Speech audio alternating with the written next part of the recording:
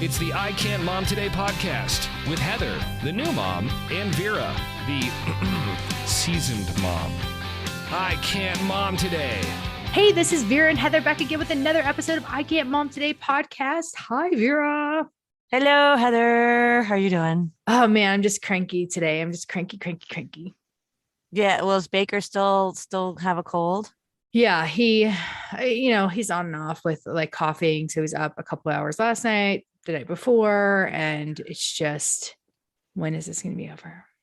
Seriously, it's like he's been sick for like 6 weeks, it feels like. Mm-hmm. Yeah, it was as soon as he gets better, he gets sick again. So hopefully we're on the down slope of this. He's back at daycare because last week it was just like he slowly ramped up, and then Saturday we had things to do and he wakes up like glassy eyed and snot going everywhere. It was just, we're like, okay, so our plans are now canceled. So it's fine. It's fine. Well, think of all the lovely antibodies he's developing. Yes. Mm-hmm. Strengthening that immune system. Yeah. So how are you?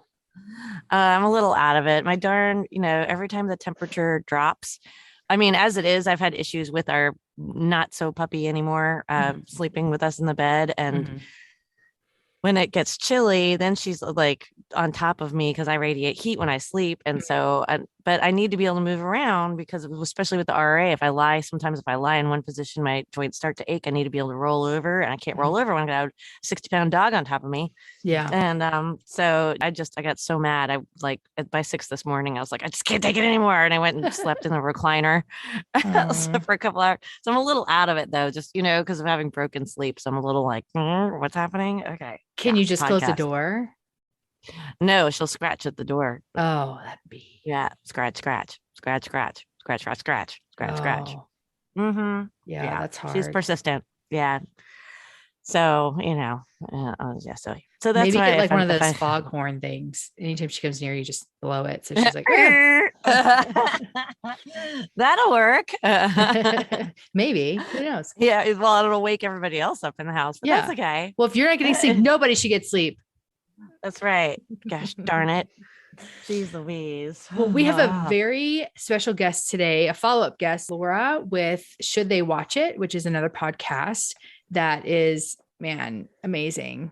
Because as parents, we're always like, I don't know, because we just throw it on TV, right? It's said as kids, but it's not always appropriate. We interviewed her and her co-host a couple months. I don't even know how long ago, but a little ways back, getting started, and it's been ramping up and doing good, right, Laura? Yes, it has been. Thank you guys so much for having me on again. Of course. Yes. And Vera, I feel for you. I am like, I never get sleep now. I feel like the minute I had kids, sleep just went away, and it just became increasingly difficult to get.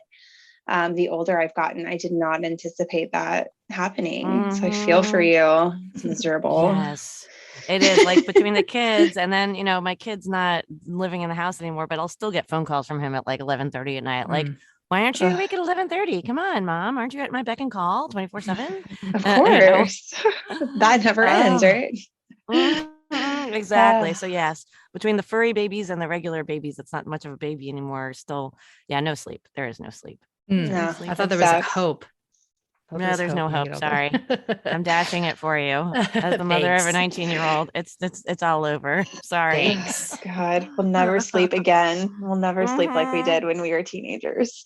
No, man, I missed that. Isn't that nice? Oh. So Laura is an expert. Laura, can you give us some background on your expertise so we can ramp up into what the reason why we have you asked you back? Yes. I mean, not because you're awesome, first of all, but secondly, the specific reason, because we're like, as soon as I talked to Vera about this, we're like, let's get Laura on. Yes. So I am a licensed marriage and family therapist and a registered play therapist. And I've been a therapist for about 10 or 11 years now. My background primarily was in trauma for about 5 years. And then I moved on to private practice. And then once COVID happened, I experienced a pretty huge shift, but it was kind of also a good shift because I was able to start a podcast with my buddy, Kara Edwards, who's also a voice actor from some pretty amazing cartoons like Dragon Ball Z and My Hero Academia, just to name a couple. And yeah, we're also moms with kids of our own. So our podcast is called Should They Watch It? And we watch and review popular children's television shows. And we kind of just talk about what we like about the shows and what we think might potentially be problematic about the show. And on the show, I tend to also, provide some insight about child development and things like that. So that's been a fun change of pace for me, to be able to help people, but also, approach child development, children's issues, parenting issues from that type of medium. So it's been pretty fun. Nice. Yeah. Yes. Well, So she's no slouch. No. She's definitely an expert. Well, I appreciate that. So then, Heather, you want to tell the story of why we decided we needed to have Laura on the show? Yeah. So we were at home, and one of Baker's many illnesses this year, I walked out of the bathroom because I had taken a shower, and I walked out and he's under the covers. I was like, what are you doing? I pulled back the covers. His pants are down his butt and he's just like playing with his penis. I'm like, what are you doing? And he's like, he's like, I'm like, why are you playing with your penis? I was like, and so we started the conversation and I asked him, I was like, why do you want to play with it? And he's like, because it's bumpy and weird. And I was like, okay. And then, then we started in the conversation of, well, no one should be touching your penis. You shouldn't be touching other people's penises. And he's like, well, what about your penis, mommy? And I was like, well, mommy doesn't have a penis. Mommy has a vagina. And he's like, what does your vagina look like? I was like, well, and so it's just like trying to tiptoe around those things without exposing him to things that are way above his grasp of reality at that point, but also making sure that he is well versed and knows when to say no, and like we don't keep secrets and all this stuff. So yeah, human sexuality is such a hard, I don't think we're prepared as people or individuals or parents. There's no course on how to teach little kids about sexuality in a developmentally appropriate way. And so I know personally, even though I have all this training and I've helped other families, even when it started to happen in my home, it was a little jarring for me as well to start to notice these things happening with my kids. When my kids started noticing their private parts and talking about it, it was like kind of a shock. I thought I had more time, even though I knew I wasn't going to. Yeah.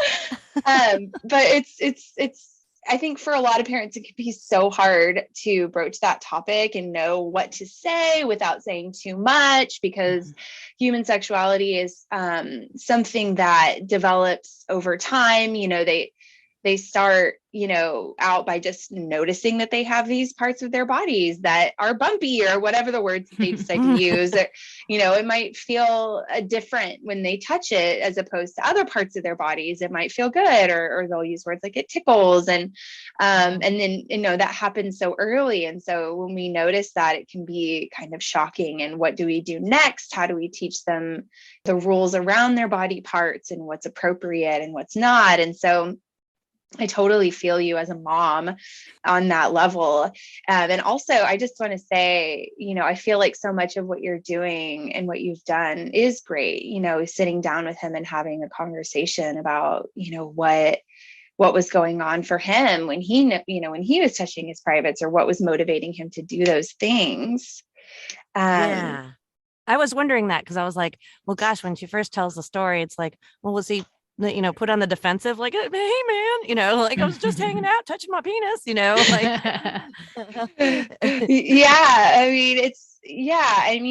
I think you did a lot of really great things. And I think, like I said, there's no, manual for how to teach your kids about their private parts. There are some good resources. I do recommend a book that I give to a lot of parents. It's I believe it's called The Exceptional Children's Guides to Touch. I believe that is the name of it. Let me double check who the author is. That I think is it's an exceptional children's guide to touch, teaching social and physical boundaries to kids. That's a book that I like to recommend. I also have it in my own home, and it's written by McKinley Hunter Manasco. That I think kids respond really well to books. We've been reading books to kids since they were, infants. And so it's a great and also fun way for them to kind of learn about these things. I recommend that, with any type of subject you're trying to broach with your kids, whether it's, grief or, emotions, things, anything, divorce. Books are just always a really great medium to use with kids. It's got pictures, it's eye-catching, and then you can also put those messages in for them. And that book in particular, I really like because it introduces the kids to private parts, and then it talks about rules around when it's okay to touch your private parts, rules about touching other people, who is and isn't allowed to, see your body and things like that. So I do like introducing the books to kids when it comes to that kind of stuff. A good strategy that I recommend when it comes to rules regarding private parts, like I said, is already being played out by you, but just also reinforcing clear and specific rules around when a child can touch their privates. And sexuality is a let me just say, is a continual and growing conversation based on where they are at developmentally. And so we are going to have to constantly be rewording our rules, changing our rules around these things as they get older. And so it's okay to revisit, what we might have said to them in the past and what they are and aren't understanding about the rules, because sometimes that can be confusing for kids, and sometimes we may not realize that we need to be super specific about when and where they can be when they are touching their private. Sometimes that can be confusing to them because we say, a lot of times we'll say, private parts are private, but they're used to doing everything around their parents. And so the question might come up, why can't I do this around you? I can do everything else around you. And you've seen me naked before. So this part of my behavior, it can be kind of confusing as to why this specific thing is private. So what do you do? First I just, I would recommend normalizing the behavior.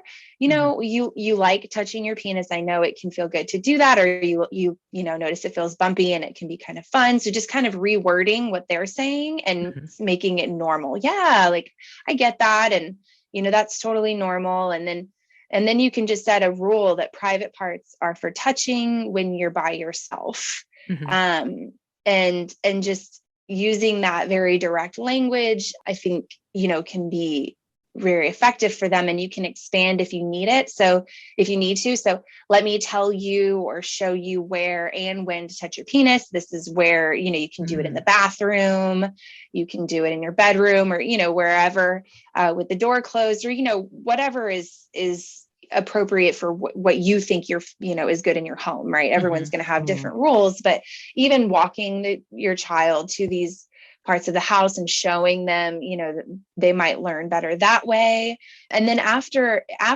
you kind of set those clear boundaries, you just kind of treat it like you would any other rule. So, if he breaks the rules at the home, what do you do, right? What do you normally do when he's breaking other rules? You might repeat the rule a few times because, like I said, sometimes they can get confused about the rules, or they might just need reminders. And then if the rule is broken, you can handle it, however you would normally handle rules being broken at the home. And you kind of just treat it like any rule that is being broken in the home. You don't have to make the consequence seem bigger than others. You don't have to put a microscope to the fact that this is sexualized behavior and therefore is way more serious than if he were to hit you or something like that. It's just a behavior rule that he needs to follow in the home, just like whatever rules you have in the home: TV time, hitting, whatever, talking back, whatever you guys have set up at home already. Yeah. Funny enough, last week his teacher was like, yeah, so I've been noticing he's touching his penis in class. I was like, geez.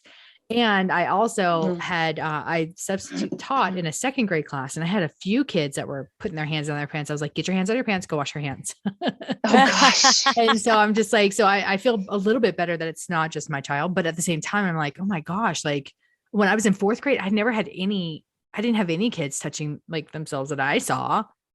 Yeah. Huh. Yeah. And development can come at different times. So it's possible that it was happening, but you may have not just noticed it. Yeah. And, there is concern that kids are being exposed to things sooner, but at that age, really, it's not happening any sooner than it used to be. We just, as kids, we don't notice the things until they're being present in our lives as well, if that makes sense. Mm-hmm. It's kind of like when you notice something in your life, and then all of a sudden you see it everywhere. Like you buy a black Toyota, and then now every time you go outside, you see black Toyotas everywhere, and you're like, what the heck? Did we all, end up buying black Toyotas at the same time? And and so it can be like that for kids as well. If now that I'm doing this, I notice other kids are doing it too, but if I'm not doing it yet, then I might not be noticing it. That's a good point. Yeah. And so when it comes to the teacher, if you're noticing that your kid is doing things like this outside of the home, I always recommend just kind of having a game plan with the teacher so that there's similar language going on at home that there is at school. It's kind of like the Daniel Tiger rule. In Daniel Tiger, they're all saying all the adults are singing the exact same songs in one episode and saying all the exact same things. And it's like, how are they doing this? And they must be talking to each other, and we're just not seeing it. But yeah, I've seen that episode. In the episodes, all the adults kind of say the same thing and carry the exact same message word for word. So that's really helpful for kids to be receiving these types of messages or consistent messages from all the adults in their lives, just so that they don't feel like a sense of confusion, especially around behavior like this. That makes sense. What did you say, Heather, to the teacher when the teacher said that? I was just like, so we've been noticing at home too. And we've had conversations with him about where he can. And that, it's for when he's by himself in his bedroom or in the bathroom, and that's it. And I actually had a conversation with him on the way home. I was like, so can you touch your penis with your friends around? No. Can you touch your penis? And we went through all the scenarios. He's like, well, what if I'm in the living room by myself? I'm like, no, just in your bedroom or in the bathroom by yourself. I'm like, geez. Is he when he's touching himself in the living room, is it like an Al Bundy situation? I'm just morbid curious. No, and he really doesn't. Like, that's the thing. It's like usually the times that he touches himself is like, we were, snuggling in bed yesterday, and we were watching a movie, and just, I guess, similar Al Bundy, just have his hands down his pants, just play with himself. And then when he's on the toilet, like when he's pooping, and like, I'm just like, geez, it's like, how big can I get this thing? And, oh gosh. But at school, she said it was like transition times that he was doing it. So I don't know. And I noticed that in the when I was teaching as well, most of them were during, like, when we're going to, transitioning to a different center, and, they would do it. I was like, you're literally right in front of me, and you're just go hands out of your pants, go wash your hands. Just going for it. Oh man. Yeah. I love that he's asking you clarifying questions. Yeah. He's kind of scanning his memory of like, okay, well, I kind of like to do it when I'm watching TV. Is that okay? Yeah, exactly. And it's fine if we're not around, but we're always around when you're watching TV. Right. Oh, that's gotta be tough. Yeah. And it's okay to ask him questions too. Like, how are you feeling about these rules that I've set up for you? Because, a lot of times kids don't feel like they can talk to you about these kinds of things. It's intimidating to kind of talk to parents and adults, but it would be nice to know what's going through his mind as he's getting all these new rules about things that he enjoys doing. And it might kind of provide a window into what's going through his mind, or what is continuing to confuse him about these rules. Yeah, we're trying to, along the line of, because he'll be going to private school next year. And so I'm just nervous that like the other older kids are going to be there and, adults, that as much as school systems are great, there's also weaknesses in the processes. So I just get worried about those kind of things with him. And I'm just like, we don't keep secrets. And so if we like whisper something at home, I was like, we don't keep secrets, right? And he's like, nope. To enforce you might regret that. You might regret that later in life. I don't care. Honestly, like, because when I was younger, and I know a lot of my friends, and I have a friend that's a school psychologist or school counselor. Yeah.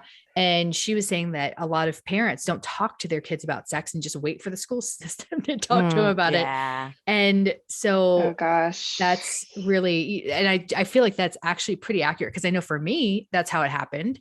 Like I had to learn from school and friends, and I don't want him to learn these things. Like, I don't want him to, think that if somebody gave him a BJ, they're going to get pregnant or whatever, like these weird things that kids think that are going to happen. And so, right. And that's exactly what would happen if they don't get the messages from their parents, that they will get it from their peers and from the whatever their school is concocted.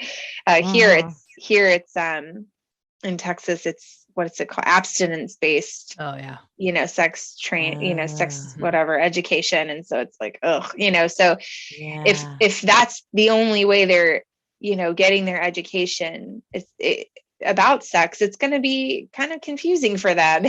Yeah. Limited. Yeah. I don't know if I said it, but I love that you're quizzing him too, by the way, Heather. It's the whenever you can, I think you said in the car. And you can build on to that. Like you said, you have several concerns about him entering school. So just if you want to just have quiz time about rules and that don't just include, when he can touch his privates, so that it's kind of built into the way you're going to prepare him for public school, so that there's not like this spotlight on it, a microscope put up to it or whatever, and just part of making it just also part of the way we prepare for public school. I think that's great. Yeah. And I have great strategy somewhere where it was like, it's not just touching too. Make sure that to inform your kids that if somebody's looking at your penis for too long or something like that. And I was like, oh my God, I didn't even think about that part. Another thing to worry about. I know. Well, it's just another thing to communicate that I didn't think about it. So there needs to be a kid manual. There just has to be. Yeah. I know. And unfortunately, a lot of times, this is how I felt when I was working in trauma, is I realized at the time, really the only people who know this kind of stuff are people who are in the field like me, or people who are learning about it because something bad happened to them. And that's just, it's so unfortunate. Yeah. So are there, I know you mentioned that one book, are there any other resources, like places online people can go, or other books that people can look for, or podcasts or courses? Anything? Courses. Yeah. How to teach your kids about sex. Yeah. Right.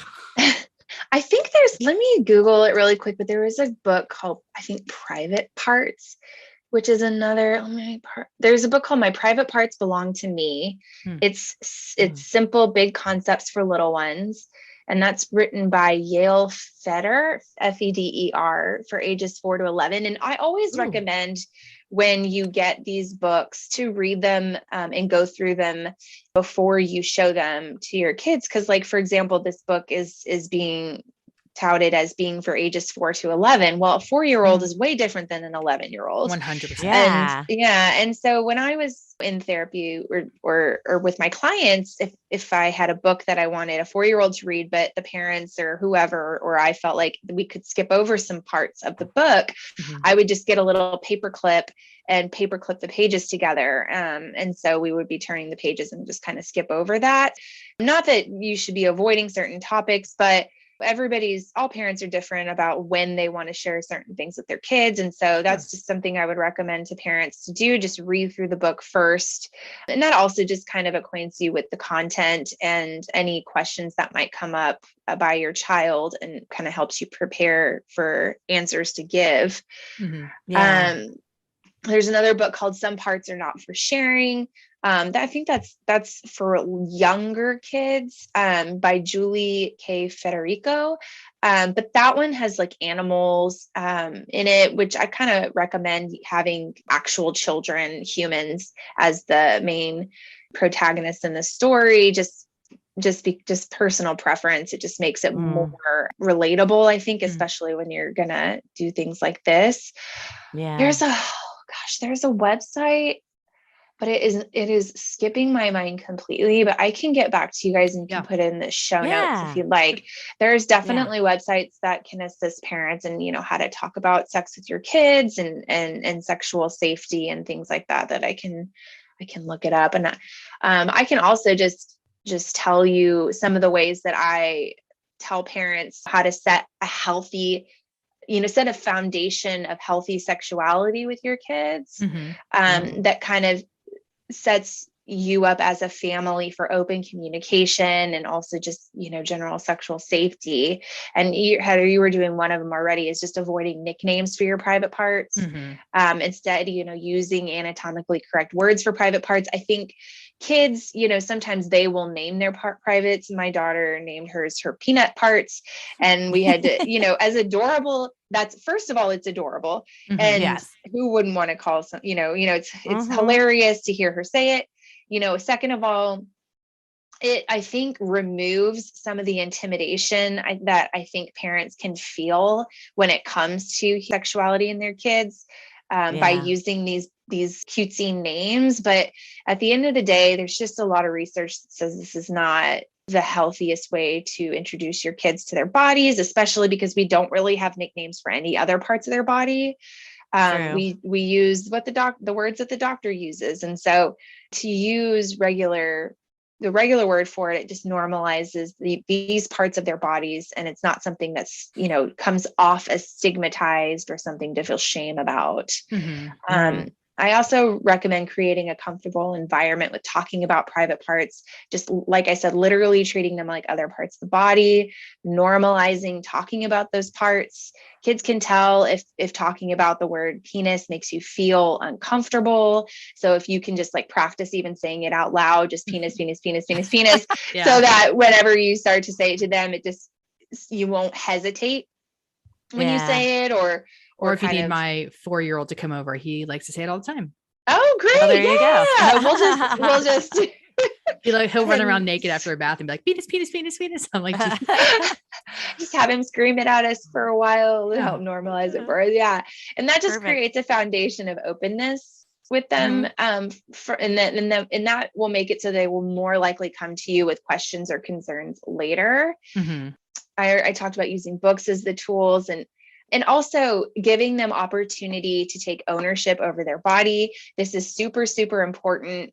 Some examples I give are using safe words during roughhousing so that they know that when they want the play to stop, they can say the safe word and the play will stop, immediately. Letting them decide whether or not they want to give hugs or kisses to anyone. I know a lot of times right now it's popular or it's being more talked about, to not make your kids hug grandma or grandpa if they don't want to, or anybody in their lives. But that also includes mom and dad. Sometimes it really hurts when they don't want to give us hugs or kisses, but we have to honor that that's not where they're at in that very moment, and that it will probably, they'll come back around later. This just teaches confidence and assertiveness when it comes to their own bodies. And it allows them to notice when these violations are happening, outside of the home or with other people. So those are what that's what I set parents up with at the beginning. It really, that healthy sexuality really does begin with this openness by the parent to their child, that the child can come to them with any questions when it comes to anything, including their bodies. Right. Okay. And that's a hard conversation to have, because I know our families, ours personally, my families, they get their feelings hurt a lot. And I am very, very much so like, you don't have to. Like, Mhm. okay, if you don't want to, even with me, like Baker won't give me, he doesn't give me kisses on the mouth because of germs, because of when COVID started. So I got creative and I was like, okay, so we'll say a European kiss. And so he'll kiss each cheek. I'm like, okay, it's fine. You don't have to. I was like, how about a Europe kiss? And then That's yeah, I can. Yeah. And it was hard for our family too. Extended family, especially older generations, because it's just, they grew up in a very different time. Kids didn't have as much autonomy as we give them now over their themselves. And so it just kind of feels kind of uncomfortable or out of the norm, or, I'm having trouble thinking of the word, but it just doesn't feel what they're used to. And so I don't know if this would even work with everybody, but something that I've tried personally and I've recommended before is if a parent or an older, some of the older generations, like, what the heck, give me a kiss. And you can, if you bring him to the side and you say, this is nothing to do with you. We're just trying to teach them, confidence and assertiveness when it comes to their bodies. And so one of the ways we're doing that is we're not making them show affection, and then just casually throw in there, I'm sure there was some, I've said this to older generations, just, I'm sure there was somebody in your life that your parents made you hug and kiss and you did not want to do it. Oh yeah, there's always a creepy uncle or something. Yes. And that cringe usually comes to them right away. Their bodies will just be like, respond immediately, like, oh yeah, creepy uncle, totally. And it's like, and we don't want to do that for them. And I'm not saying you're the creepy uncle, but we just don't want them to have those moments of just like, I have no choice but to give this person hugs and kisses. It's just, we'll do alternatives like fist bump. All right, you can, if you want to, would you prefer a fist bump? And how, like, or high five or something. I love that. Love that. And even for your especially needy relatives, they can have like a special handshake that they only do just the two of them, the one. I like that. Yeah, that can be special for them too. Yeah. So if people want to find you, well, reminder again about your podcast and where people can find you if maybe they have a question or anything. Absolutely. So the podcast is called Should They Watch It and comes out every Tuesday. We review a new show every Tuesday, and you can find us on all streaming platforms, virtually all, just by typing in Should They Watch It. You can also find us on Instagram, again, just Should They Watch It. We tried to streamline our ways to contact us. You can also go to our website, shouldtheywatchit.com. And then if you have any additional questions or concerns that you want to run by a play therapist, you can reach us at podcast@shouldtheywatchit.com. Awesome. Yay. Well, thank you. And we'll so put much. some of the stuff in the show notes too. Yes, definitely. So people can find it. For sure. Absolutely. And thank you for meeting up with us again. And I'm sure there'll be more stuff that comes up in the future and we might nag you or bug you again. Anytime. It's so fun talking to you both. And I loved being on your show. So thank you for having me. Awesome. Thank you. And if you want to reach out to Vera, I just reach out to iCan'tMomTodayPodcast@gmail.com. You can also find us on any of the streaming platforms with I Can't Mom Today Podcast, all social media on those as well. So until next time.